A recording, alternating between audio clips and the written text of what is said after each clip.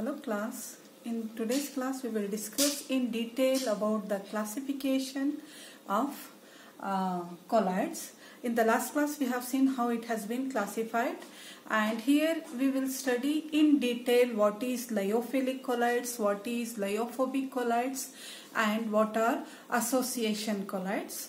And this classification and detailed explanation you can expect in the exam for 5 marks as well as for 10 marks. Individually they may ask lyophobic colloids, lyophilic colloids for 5 marks, and association colloids separately for 7 marks you can expect. Or again you can expect classify colloids and explain in detail about any one colloids, either the association colloids or either the lyophobic colloids for 10 marks. So this topic is very much important from the point of view of your exam as well as internals. So as I have told, based on the interaction of dispersed particle with that of the dispersion medium, the colloid has been classified as lyophilic colloids and lyophobic colloids. So what are lyophilic colloids? First we will see. Lyophilic colloids, if I had to take the meaning, lyo means solvent and philic means affinity. As the name itself indicates that these colloids are having affinity towards both towards the dispersion medium. The lyophilic colloids which are there have affinity towards the dispersion medium. So the first point you have to write, the dispersed particle have greater affinity towards the dispersion medium. As the dispersed particle is having greater affinity towards the dispersion medium, the dispersion medium forms a thin sheet around the dispersed particle. It forms a thin sheet around the dispersed particles and gets solvates. The word solvates, it gets solvates. What is the meaning of solvates? Solvates, it is nothing but it neither in the solution form or neither in the liquid form we can say. Solvates means, say for example, you have taken the tablets and this tablet you have dipped in the water for a few seconds, normal conventional tablet. You can see a dissolution part, or I can say a powdery liquid powdery solution. So that we will call it as a solvate. So it will get solvates. Because it will get solvates, the lyophilic colloids are thermodynamically stable. Thermodynamically stable. As it is thermodynamically stable, it is very easy to prepare. It is very easy to prepare, and the process is reversible. Say the process is reversible in the sense, say for example, I have taken the acacia powder, I have mixed with the water with a constant stirring, then I have prepared a colloidal dispersion of acacia. Now again, by filtering that solution, I can separate out the acacia and I can separate out the water, that is dispersed particle with that of the dispersion medium. This is nothing but the reversible process. So it is reversible process. Sometimes what happens, and usually the lyophilic colloids whatever are there, they are of a organic type compounds. Organic compounds forms lyophilic colloids. So the dispersed particles sometimes have a water as a dispersion medium. Water as a dispersion medium. Example is acacia, then gelatin and insulin, albumin we can say. These are the few to tell the examples in which the dispersed particle have hydrophilic, that is water as a dispersion medium. Such type of lyophilic colloids are sometimes referred as hydrophilic colloids because it have water as a dispersion medium. And sometimes the inorganic compounds, the organic compounds, that is the dispersed particle, will have organic solvent as a dispersion medium. Say for example, rubber or polystyrene I have taken as a dispersed particle, then we will have organic solvents like acetone, alcohol, ketone as a dispersion medium. In such type of colloidal dispersion, we will call it as a lyophilic colloids, where we are having organic solvent as a dispersion medium. And sometimes the dispersed particle, sometimes, very rarely or occasionally, the lyophilic colloids, in lyophilic colloids, the dispersed particle contains the charges on them. And if they have a positive charge or negative charge, positive charge example is gelatin, which have positive charge, and whereas acacia will have negative charge. This is about the lyophilic colloids. Now we will discuss in detail about the lyophobic colloids. So lyo means solvent, again the phobic means nothing but hating. So these are solvent hating colloids. Means, as I have referred, the dispersed particle doesn't like the dispersion medium, means it doesn't have a thin sheet of dispersion medium around the dispersed particle. If it doesn't have the thin sheet around the dispersed particle, thereby it is thermodynamically unstable and it doesn't get solvents. And it doesn't get solid because the dispersion medium doesn't forming the thin sheet around the dispersed particle. So the lyophobic colloids are solvent hating colloids, thermodynamically unstable, and they are what? They doesn't form solvents. Then what actually the characteristics lyophobic colloids will have means, in lyophobic colloids, always the dispersed particle will have a charges on them, either the positive charge or either the negative charge. Because of the charges present on them, what happens? The similar charges will get repel each other and they are uniformly, the dispersed particle are uniformly, because of the repulsive force of the similar charges, the particles have been uniformly distributed throughout the dispersion medium, thereby forming a very stable kind of colloidal dispersion. So lyophobic colloids are very stable in nature. As it is very stable in nature, the preparation is little bit tough and it is a irreversible process. Once we found, we can't again separate out the dispersed particle with that of the dispersion medium, and the preparation is tough. Now we will see how we can prepare the lyophobic colloids. How we can prepare the lyophobic colloids separately. You can get this for 2 marks question. Mainly the peptidization method they ask for separately 2 marks. So now we will see what are the different methods. Broadly, lyophobic colloids can be prepared by two methods. One is the dispersion method and then the second one is the condensation method.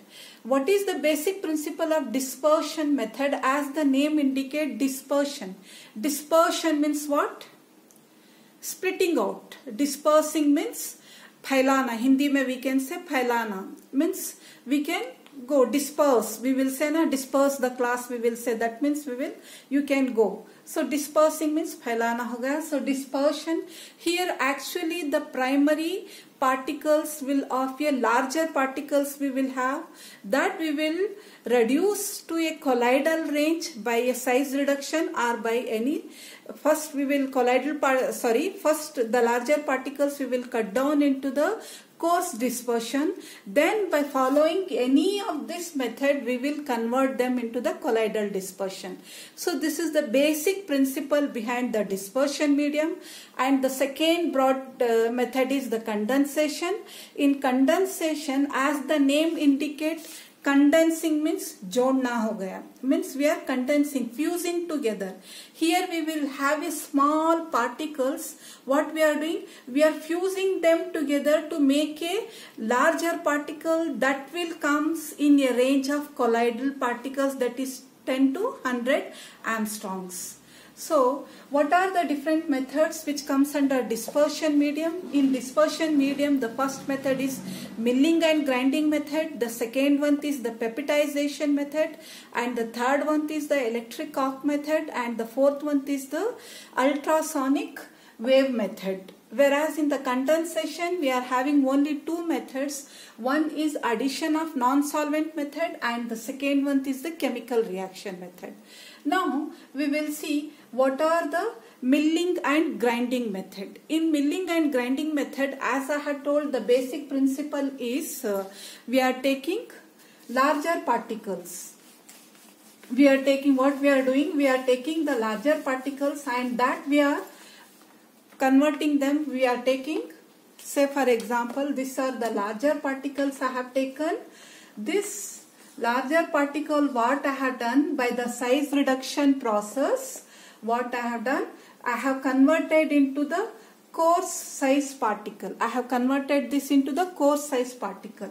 Then by milling method, in the coarse size particle, what I will do, I will mix the dispersion medium. Thereby I will prepare the suspension. The larger particles by size reduction I have converted into the coarse particle. This coarse particle, by mixing with the water, I have prepared the, as a dispersion medium, I have prepared the suspension. This suspension, what I will do, I will pour into a colloidal mill. Colloidal mill which will have two aluminum discs. Which will have two aluminum discs which will rotate in a opposite direction with a narrow passage. This is the passage, this is the narrow passage, and they will rotate in a opposite direction. Say for example, these are the two these are the two aluminum discs we are having. One will rotate this direction, right direction, clockwise direction, and another will in the anti-clockwise direction. This is how the colloidal mill will operate, and it will have a small narrow passage. In the narrow passage, what we will do, we will pour the suspension which we have got from the coarse particle along with the dispersion medium. So by passing along in the narrow passage and the colloidal disc will rotating in the opposite direction, it will convert the coarse particle into the colloidal range particle, that is from 50 to 100 angstroms. Thereby we are getting the colloids. So this is the first example of milling and grinding, and to get a very good grinding of the colloidal particles, we will add sometimes the stabilizer. Here we can use the stabilizer, say for example sugar, sucrose, lactose, or sometimes salt we are using as a stabilizer. Second method is the peptidization method. So peptidization method is nothing but here we are dispersing the particle by using peptidizing agent. So what is peptidizing agent? Peptidizing agents are those agents which helps in dispersing of the dispersed particle without interfering in their mechanism.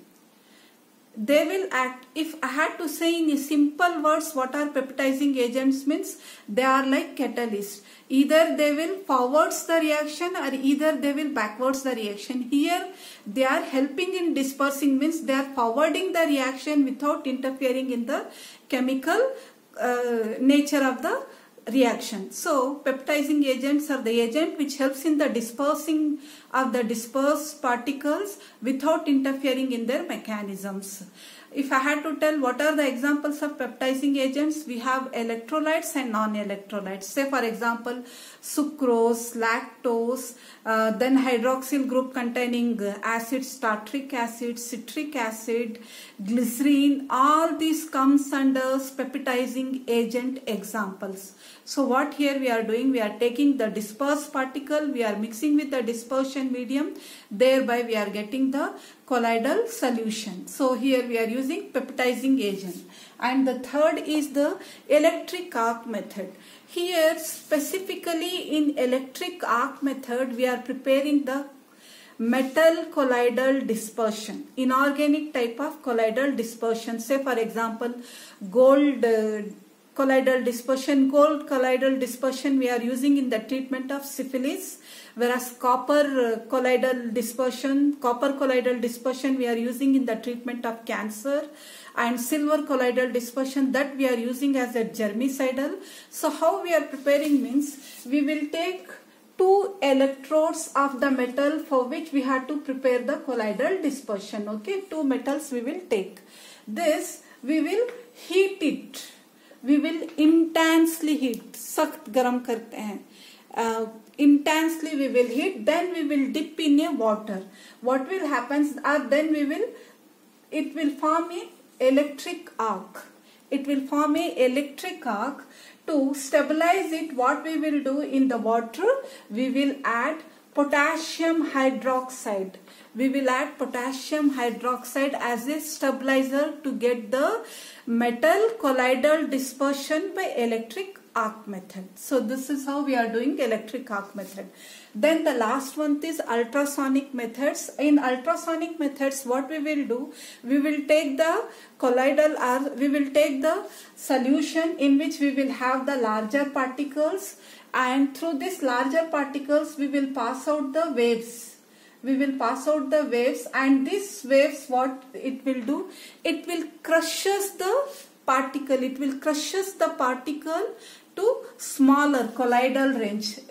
By having a pressure on both the side, it crushes. Say for example, these are the waves which are coming, and this is the particle I have. This crushes the particle so that I can get the colloidal dispersion. So these are the few methods which comes under the dispersion method. And in condensation, I had told the basic mechanism what it is. The basic mechanism follows nuclei and nucleation, and here we are adding first method, addition of non-solvent method. In addition of non-solvent method, what we are doing, say for example, sulfur. I will take the example of sulfur as a colloidal dispersion. Sulfur is having a very good solubility in organic solvent, that is alcohol. So what I will do, first I will prepare the sulfur alcoholic solution. For sulfur alcoholic solution, as sulfur is having a very good solubility in the alcohol. Then what I will do, I will add a solvent in which it doesn't have any solubility. Say for example, water I will add into the alcoholic solution of sulfur.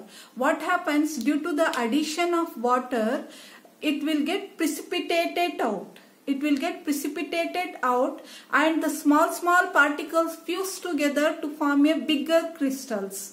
So that is how we will get the colloidal dispersion by non-solvent method, addition of non-solvent method. And the second one is by chemical reaction method. Here chemical reaction we will have oxidation, reduction, hydrolysis and double decomposition. From the reduction we can prepare the colloidal dispersion of gold, silver, platinum. From the reduction we can prepare the metal colloidal dispersion.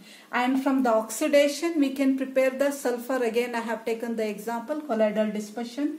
Whereas from the hydrolysis we can prepare the ferric oxide colloidal dispersion we can prepare.